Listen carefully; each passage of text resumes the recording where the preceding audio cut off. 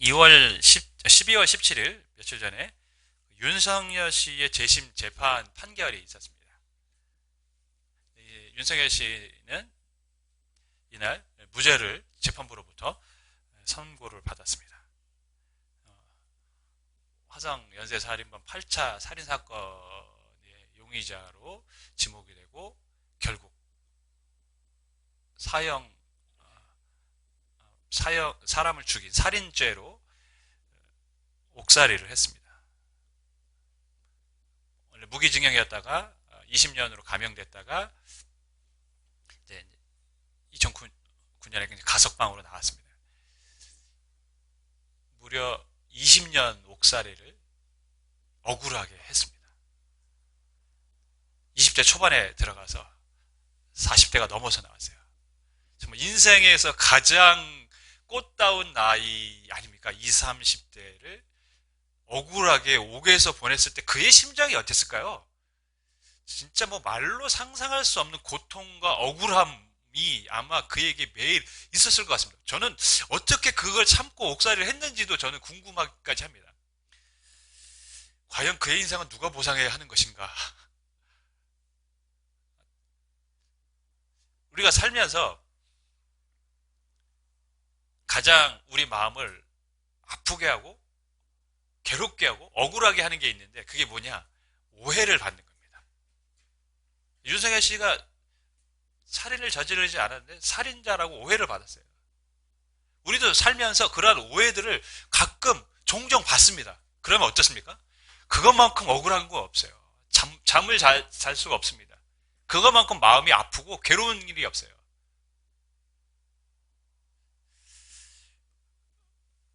사도 바울이 예루살렘에 이제 도착을 합니다. 우리가 아는 것처럼 예루살렘에는 환란이 기다리고 있음을 알고 그 환란은 유대인으로부터 시작된다는 것을 우리는 이미 성경 말씀을 통해서 알고 있습니다.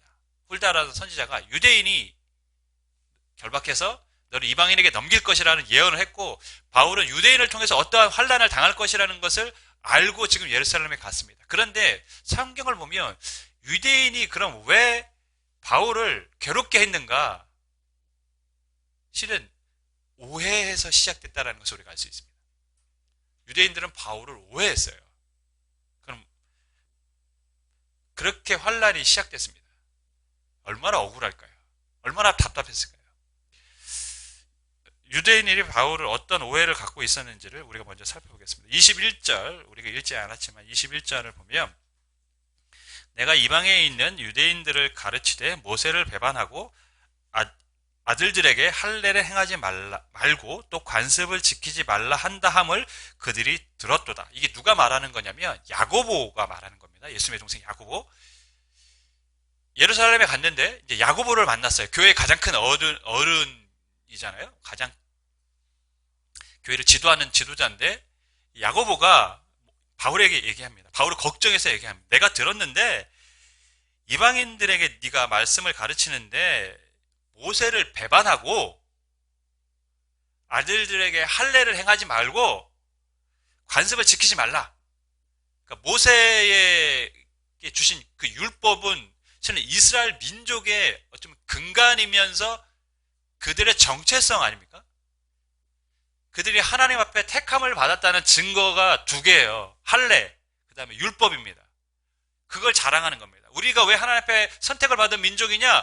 우리는 하나님이 태어나면서부터 8일 만에 할례를 받으라고 한 민족이고, 그리고 하나님은 우리에게 말씀, 율법을 주셨다. 모세를 통해서. 그것이 그들의 자랑입니다. 선민사상의 가장 큰 뭐라 그럴까요? 그들이 내세울 수 있는 게 할례와 율법입니다. 근데 바울이 이방인들에게 뭐라고 가르쳤냐면 모세를 배반했다는 거예요. 그 배반한 게 뭔가요? 율법, 할례 행하지 말라고 가르치자는 겁니다. 이스라엘 민족에게는, 그러니까 유대인들에게는 그 모세의 가르침은 민족의 근간을 흔드는 거기 때문에 그들은 분노할 수밖에 없는 것이죠. 그런데 실은 바울은 할례를 금하고 관습, 하나님의 말씀을 지키지 말라, 혹은 뭐 하나님이 지키라고 했던 규례를 지키지 말라고 한 적이 없습니다. 그건 다 뭡니까? 오해죠. 오해를 하고 있는 거. 바울이 그렇게 가르쳤다는 건 오해입니다. 물론 바울이 할례나 어떤 율법, 관습을 지킨다고 우리가 구원을 받는 건 아니라고는 가르쳤어요. 그죠? 바울은 오직 예수님을 믿음으로만 우리가 구원을 얻는다고 가르친 건 맞습니다. 그렇다고 바울이 할례나 관습을 지키지 마, 지킬 필요 없어, 안 지켜야 돼 라고는 안 했다는 거죠. 오히려 바울은 철저하게 우리가 아는 것처럼 율법을 지키려고 했던 사람입니다. 여러분, 예루살렘에 가는 동기 중에 하나는 뭐였습니까?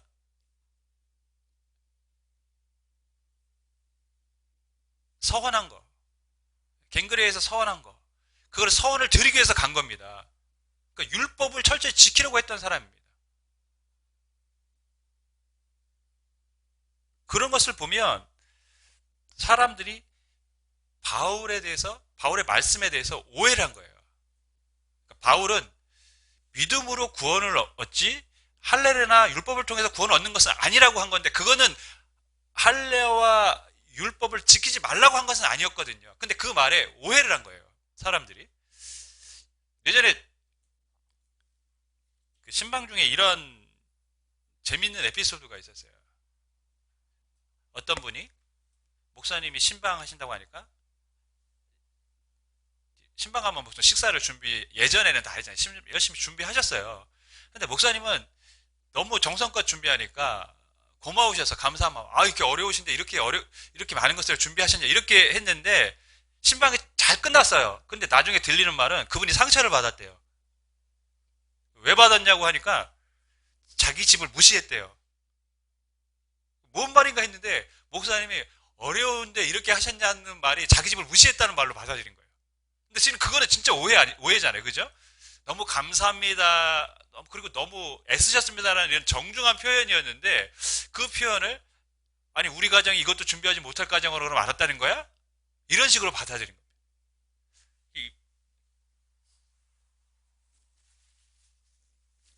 바울의 말을 지금 사람들이 뭐 하고 있습니까?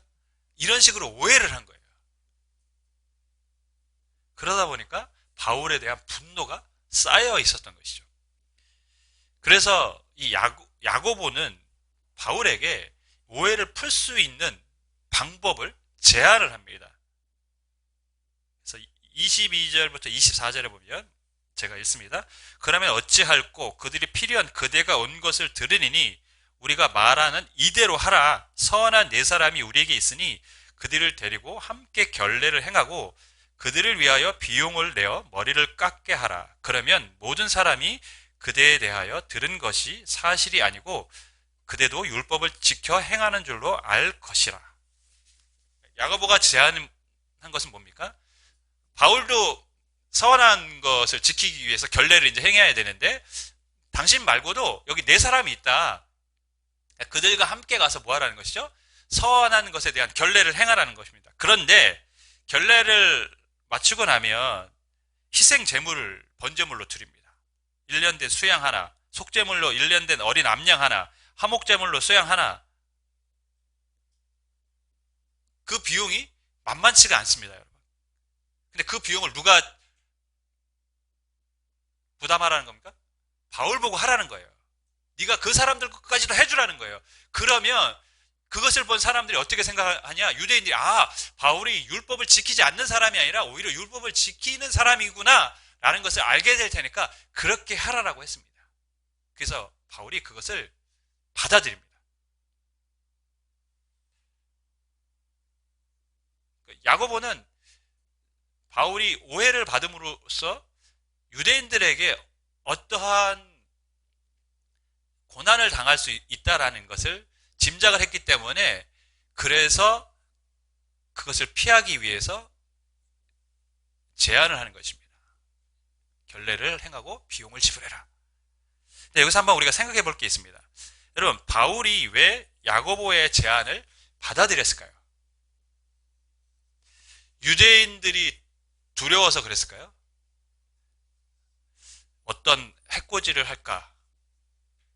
이미 유대인들이 바울이 선교를 할 때마다 계속 따라와서 해방하고 뭐 갖은 어려움을 준 것을 바울은 지금까지 경험하고 왔습니다. 그래서 그 유대인이 두려웠을까요? 물론 바울이 유대인에 대한 두려움이 있었던 것은 우리가 성경을 통해서 이미 알고 있습니다.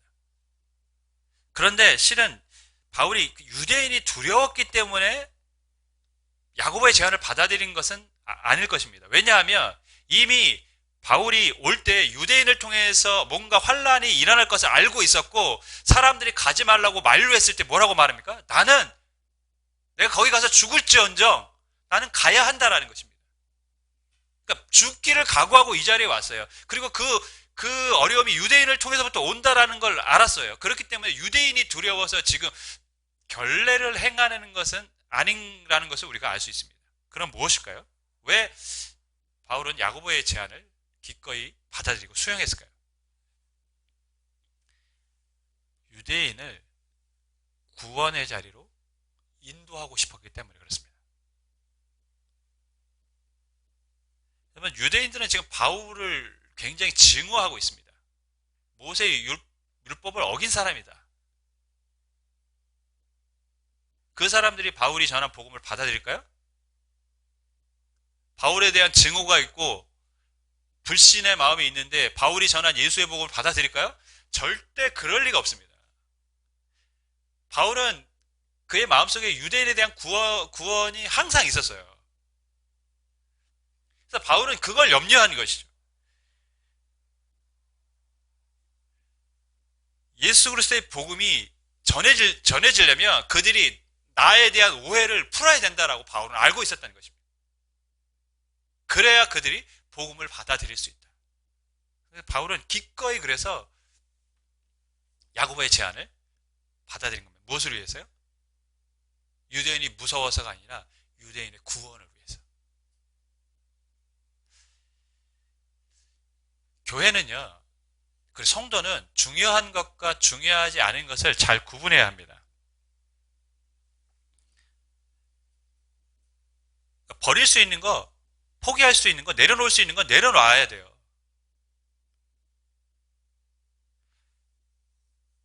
지켜야 될 것은 또 지키는 것입니다. 코로나가 지금 계속 이제 확산되고 있고, 그 교회발 또 일어난 확진자들 많아가지고 굉장히 시끄럽습니다. 교회를 향한 사람들의 시선, 손가락들이 점점점 부정적으로 흘러가고 있습니다. 근데 확진자가 나온 교회들을 이렇게 보면 어떻습니까? 추적해보면 부흥회를 했다는 거예요. 연속해서. 아니면 성가대들이 연습하면서 마스크 내리면서 다 연습했겠죠. 그래서 음식 먹고 이런 행동들을 했다라는 거예요. 여러분, 어쩌면 그런 부흥회, 성가대가 연습하고 일반적으로 같이 연습하면서 음식을 나눠 먹는 것은 교회의 문화이고 지금까지 해왔던 관습입니다. 그죠? 평상시라면 전혀 잘못된 것도 아니고 이상한 행동도 아닙니다. 열심이고 하나님을 향한 마음일 수도 있습니다. 그런데 지금은 어떻습니까? 그렇게 받아들일 수 있는 시국은 아닙니다. 바울을 못마땅하게 여긴 예루살렘의 유대인들처럼 지금의 사람들은 교회를 약간 못마땅하게 바라보고 있어요. 그렇기 때문에 지금 교회가 이전에 해왔던 방식대로 그것을 고수하고 그것을 행하는 것이 반드시 옳은 것만은 아닙니다. 왜? 그들의 마음을 더 어떻게 하기 때문에? 닫아놓기 때문에. 복음을 전하는 것을 더 방해할 수 있기 때문에 교회는 그것이 진리의 문제가 아니라면 잠시 내려놓을 수도 있어요. 잠시 포기할 수도 있습니다. 바울이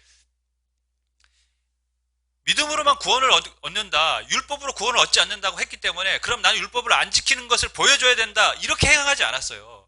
그건 중요한 게 아니라는 거예요. 율법을 지킬 수도 있고 안 지킬 수도 있는 거다. 하지만 내가 유대인들을 위해서는 기꺼이 율법을 지키는 그런 모습을 보여주겠다는 거예요. 교회도 마찬가지입니다. 세상 사람들이 교회를 향해 문을 닫고 있고 이상한 눈으로 바라보고 있는 시국에 우리가 구원의 문제가 아닌 이상, 진리의 문제가 아닌 이상은 잠시 내려놓는 것이 맞는 것이죠. 왜? 그들의 마음을 열어야 하기 때문에. 복음이 들어갈 수 있도록 그들의 마음을 열어야 하기 때문에. 전 너무 이런 것이 안타깝습니다. 여러분, 진리는 양보할 수 없습니다. 그러나 복음을 위해, 예수님을 전하기 위해 전통과 문화는 잠시 내려놓을 수 있습니다. 그것이 오늘날 교회가 세상 사람들에게 보여줘야 될 모습입니다. 바울이 그래서 성전에서 4명의 서원자와 함께 결례를 행하는 것입니다. 근데 문제는 이 성전에서 한바탕 이제 소동이 벌어지죠. 결례 기간이 거의 마차갈 즈음에 아시아에서 온 유대인들이 바울을 딱 봤어요. 근데 바울을 보면서 뭐라고 했냐면 헬라인을 데리고 성전에 들어갔다! 소리를 치는 거야. 그래서 와서 우리를 좀 도와라. 성전을 더럽혔다. 왜냐면 이방인들은 성전에 들어가면 안 되거든요. 그러니까 헤롯 성전에는 이방인의 뜰이 있고 유대인들만 들어가는 공간이 따로 있어요. 완전히 구분되어 있습니다. 이방인은 우리가 잘 아는 것처럼 이방인의 뜰까지밖에 못 가고 성전 안으로는 아예 못 들어갑니다. 근데 아시아에서 온 유대인들이 바울을 보면서 성전 안으로 이방인을 데리고 갔다고 소리를 친 겁니다. 이 소리를 들으니 성전 안이 얼마나 난리가 났겠습니까? 여러분, 우리식으로 따지면요. 어떤 사람이 여기 왔는데 여기 신천지가 왔다 막 이러는 거예요. 그러면 교회가 어떻게 될까요? 난리 나겠죠. 누구야? 뭐 이러겠죠. 지금 그런 것보다 실은 더한 거예요. 그때의 상황을. 그런데 실은 그 말은 사실이 아닙니다. 29절을 보면 이는 그들이 전에 에베소 사람 드로비모가 바울과 함께 시내에 있음을 보고 바울이 그를 데리고 성전에 들어간 줄로 생각함이라. 그러니까 바울과 함께 있던 4사람이 있었는데 아시아에서 온 아시아에서 온 사람들이 아마 에베소에서 온 사람들인 것처럼 보여집니다. 에베소 사람이 드로비모와 함께 바울이 시내를 걷고 있었는데 그걸 본 거예요. 근데 그게 에베소에서 온 사람이라는 것을 알았다는 것은 아마 에베소에서 온 사람들이기 때문에 알지 않았을까 싶습니다. 어쨌든 간에 그건 시내에서 한번 걸었던 거고 지금 성전에는 다 유대인 4명과 함께 결례를 행하고 있는 겁니다. 드로비모는 이 안에 들어오지 않았어요. 그런데 그때 시내에서 바울이 드로비모와 함께 있던 것을 본 아시아에서 온 유대인들이 뭐란 겁니까? 드로비모도 그 안에 있다고 소리를 친 겁니다. 근데 저는 궁금한 게 있어요. 시내에서 바울과 함께 있던 사람이 에베소에서 온 사람이라는 것을 알았다면 얼굴을 알고 있다라는 얘기인데, 그죠? 어느 정도 얼굴을 알고 있으니까 에베소에서 온 사람이구나 짐작을 했을 거 아닙니까? 그런데 바울과 함께 있던 4사람을 보고 이방인을 데리고 왔다라고 소리를 친 거는 고인가요? 아니면은 잘못 받은 거예요? 저는 이게 참 궁금했어요. 왜 그랬을까? 시내에서 얼굴을 파악할 정도라면 성전 안에서도 분명히 파악할 수 있었을 텐데 왜 없는 사람을 있는 사람이라고 소리를 쳤을까? 어쩌면 이것을 바울을 향한 분노를 어떠한 음모로 만들어서 바울에게 곤란을 주기 위한 작전은 아니었을까? 뭐 이런 생각도 한번 가져봤어요. 여러분, 이스라엘 백성들에게 아까 할례, 율법 이런 것들은 그들의 정체성입니다. 그리고 그들이 정말 아끼고 사랑하는 장소가 있죠. 뭡니까? 성전입니다. 하나님의 집, 하나님이 임하시는 곳.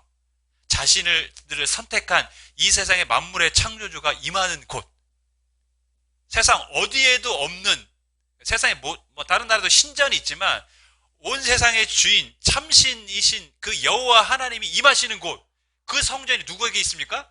우리에게 있다는 거예요. 그래서 이스라엘 백성들이 성전을 자랑하고 성전이 있기 때문에 실은 자신들은 망하지 않는다고 착각까지 했던 사람들입니다. 예루살렘에 성전이 있기 때문에 우리는 절대 멸망하지 않을 거야. 왜? 하나님이 계시니까. 하나님이 예루살렘에 계신데 그 하나님의 집이 있는 곳이 망할 수가 있겠어? 그런데 망했죠. 멸망당했잖아요. 그렇게 이스라엘 백성들은 성전에 대한 자부심이 있었어요. 그런데 바울에 대한 그 불만과 분노가 있는 사람들이 율법을 어겼다는 것으로 성전까지 더럽혔다고 하니까 그들의 눈이 어떻게 됐을까요? 완전히 뒤집혀 버립니다. 그래서 바울을 성전 밖으로 끌고 나가고 성전 문을 닫아버립니다. 왜냐하면 성전 안에서는 사람을 죽일 수 없거든요. 왜 데리고 나갔습니까? 바울을 죽이려고 데리고 나간 거예요. 그래서 오늘 성경을 보면 데리고 나가서 아주 정신없이 막 바울을 두들겨 팹니다. 변명할 기회조차 주지 않아요. 너가 왜 이방인을 데리고 왔냐? 진짜냐? 이거 묻지도 않습니다. 너무 흥분한 나머지.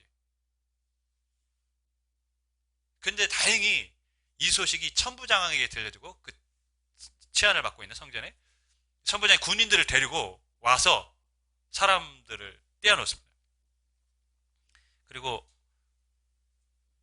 군인들에게 바울을 쇠사슬로 묶으라고 명령을 합니다. 여러분, 예루살렘에 가면 유다인들로 인하여 결박을 당하고 이방인의 손에 넘겨질 거라는 훌다의 예언이 어떻게 됐습니까? 아주 정확하게 말씀 그대로 성취가 됐습니다. 여기서 우리가 한번 오늘 본문이 우리에게 지금 어떤 말씀을 주고자 하는가 한번 생각해 봐야겠습니다. 좋지 않은 예언입니다. 그죠? 결박을 당하고 이방인의 손에 넘겨진다. 이게 좋은 예언은 아니잖아요? 그런데 그 말씀도 정확하게 성취되었습니다. 하나님의 모든 말씀은 예외 없이 성취가 됩니다. 그것이 우리에게 좋지 않은 말씀이라고 할지라도 하나님의 말씀이 인간적인 면에서 볼 때는 그 순간에는 좋지 않은 말씀도 있습니다. 예를 들면 아브라함에게 너의 후손이 400년 동안 애굽에서 있다가 돌아가게 될 것이다. 400년 종살이가 이에 대한 예언이 좋은 예언입니까? 좋지 않은 예언이죠. 그렇지만 그대로 성취가 되었습니다. 이스라엘 민족이 멸망을 당하고 포로로 끌려갈 것이다. 좋은 예언입니까? 선지자들이 수도 없이 예언을 했어요. 좋지 않은 예언이죠. 하지만 그대로 성취가 됐습니다. 예수님이 메시아가 고난을 받을 것이다. 순환을 받을 것이다. 예언이 있었고 그대로 성취됐습니다. 야고보, 요한 순교할 것이라는 예언이 있었고 그대로 성취가 됐습니다. 초대교회 성도들에게 고난이 임할 것이라는 그 이야기도 그대로 성취가 됐습니다. 바울에 대한 오늘 말씀, 결박을 당하고 이방인에게 넘겨질 것이라는 그 예언의 말씀도 실은 좋은 말씀은 아니에요. 인간 편에서 보면 이런 일이 안 일어났으면 좋겠다는 말씀이죠. 하지만 그 말씀도 그대로 성취가 되었다는 것입니다. 말세에 믿음을 지키기 어려운 시대가 될 거라는 하나님의 말씀도 어쩌면 그대로 지금 되어져 가고 있는 것을 우리는 이 시대에 보고 있습니다.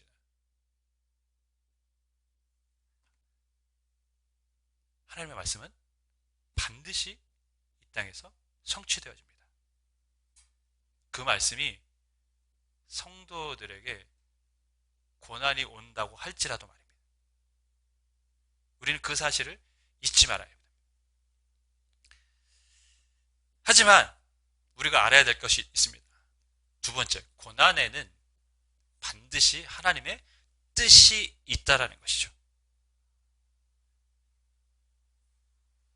이스라엘 백성들이 400년 동안 애굽에서 고난을 받게 되는 것, 근데 그게 끝이 아니죠. 어떻게 합니까? 모세를 통해서 구원을 받고 가나안 땅으로 가는 것입니다. 멸망을 받고 포로로 끌려가는 것, 그것이 끝이 아닙니다. 하나님은 다시 이스라엘 민족을 새롭게 세우시겠다는 것입니다. 그리스도의 고난이 끝이 아닙니다. 십자가의 죽음 뒤에 무엇이 있습니까? 부활이 있고 그것이 우리에게 생명이 되는 것입니다. 초대교회 성도들이 고난을 받았습니다. 근데 그게 끝이 아닙니다. 그들은 결국 믿음으로 승리하고 복음으로 로마를 정복했습니다. 바울에게 임한 이 고난, 예언의 말씀도 마찬가지입니다. 로마로 가서 복음을 전하는 것. 예수님이 땅끝까지 이르러 내 증이라고 했을 때 사도행전에서 바라보는 땅끝은 로마입니다. 근데 그 땅끝을 누가 갑니까? 바울이 갑니다. 바울이 어떤 신분으로 갑니까? 죄수의 신분으로 갑니다. 오늘 우리가 이제 성경을 좀 이따 살펴보겠지만 지금 바울이 위급한 상황에서 누가 도와주고 있습니까? 로마의 군인들이 도와주고 있어요. 천부장이 안 했으면 아마 바울이 진짜 맞아 죽었을 거예요. 그리고 나중에 우리가 읽은 본문을 보면 바울이 사람들로부터 폭행을 당할 것 같으니까 군인들이 어떻게 갔다고 기록합니까? 들고 갔다고 이렇게 기록하고 있어요. 들고 갔다고. 바울을 보호해 준 거예요, 오히려. 바울이 유대인들이 바울을 죽이지 않으면 내가 뭐 아무것도 먹지도 마시지도 않겠다는 사람들이 엄청 많았어요. 그렇게 각오를 한 사람들이, 다짐을 한 사람들이. 그런데 그 바울이 로마에 가서 복음을 전하게 되었습니다. 그게 가능했던 이유는 그가 죄수였기 때문에 로마 군인들의 보호 아래 있었기 때문에 바울이 로마로 갈 수 있었던 것입니다.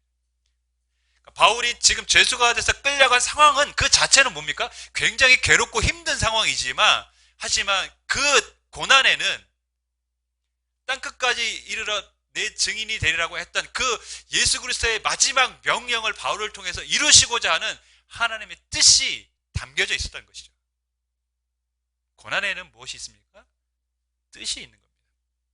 코로나라는 이 상황이 인간 편에서 봤을 때는 우리 교회 편에서 봤을 때는 너무 힘든 지금 상황들입니다.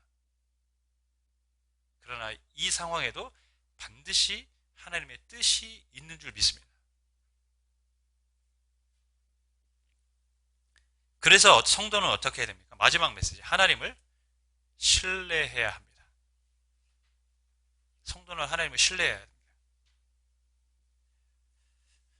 천부장이 묻습니다. 도대체 이 일이 어찌 된 일이냐? 근데 유대인들은 너무 흥분하니까 어떤 사람은 이 말하고 어떤 사람은 저 말하고 도대체 무슨 말을 하는지 천부장이 이해할 수가 없어요. 안 되겠다 싶으니까 바울을 데리고 간 겁니다. 군대 영내로 데려갔죠. 자신들이 있는 곳으로 데려갔습니다. 그때 바울이 여러분 얼마나 많이 맞았을지 우리가 짐작이 갑니다. 그의 몸이 얼마나 만신창이가 됐는지 또 짐작이 가는 부분입니다. 흥분한 사람들이 뭐 봐주면서 때렸겠습니까? 근데 바울이 아주 침착하게 헬라어로 얘기합니다. 내가 당신에게 말할 수 있느냐? 나에게 좀 기회를 다오. 그 굉장히 냉정하고 차분하고 침착함이 바울에게 있었던 것을 봅니다. 그런 상황에서 정말 억울하게 두들겨 맞고 온몸이 아픈데 보통 사람 같으면 어떻게 하겠습니까? 천부장 붙잡고 나 억울해요. 나 억울해요.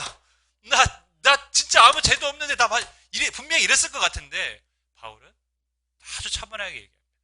바울의 이러한 침착함과 차분함 어디서 왔을까요? 실은 바울은 이미 유대인을 통해서 자신이 환난은 고난을 당한다는 것을 알고 왔습니다. 그죠? 그러니까 바울은 그 상황에서 침착한 것입니다. 차분한 것입니다. 그리고 그 모든 상황을 잘 이겨낼 수 있었죠. 왜? 하나님의 말씀을 믿었기 때문에. 그대로 이루어질 거라는 걸 알고 있었기 때문에. 여러분, 우리에게도 고난이라는 게 인생에서 반드시 찾아옵니다. 분명한 것은 고난에는 하나님의 뜻이 담겨져 있습니다. 그 고난을 이기는 사람은 누구입니까? 하나님을 신뢰하는 사람입니다. 바울처럼 하나님이 나를 지켜주실 것이고 끝까지 나를 인도하실 것이다. 믿는 사람은 고난 앞에 담대하며 고난을 이기며 자신을 통해서 역사하시는 하나님을 보게 될 줄 믿습니다. 주 안에 사랑하는 여러분, 개인도 그렇고 교회도 그렇고 많이 힘든 시기를 지금 우리가 보내고 있습니다. 하나님이 우리에게 원하시는 것은 무엇일까요? 한번 생각해 봅니다. 분명한 것은 이 상황도 하나님 반드시 교회를 향한, 성도를 향한 뜻이 있는 줄 믿습니다. 하나님을 우리가 믿음으로, 신뢰함으로 흔들리지 않고 우리가 우리의 해야 될 일과 우리의 위치를 지켜간다며 바울처럼 비록 하나님이 어떻게 일하실지 역사실지 우리는 알지 못하지만 바울에게 그렇게 역사하실 줄 바울이 알았겠습니까? 결과를 통해서 안 것뿐이겠죠. 아, 하나님이 나를 이렇게 인도하셔서 로마까지 보내게 하셨구나. 그제서야 아는 것입니다. 아마 우리도 그럴 것 같습니다. 지금은 모르고 하나님이 우리에게 어떻게 역사하실지 전혀 예상도 되지 않지만 하나님을 신뢰함으로 우리가 믿음으로 우리의 역할을 다한다면 하나님은 교회와 성도들에게 놀라운 방식으로 역사하실 줄 믿습니다. 그렇게 되기를 주님의 이름으로 간절히 축원하겠습니다. 아멘.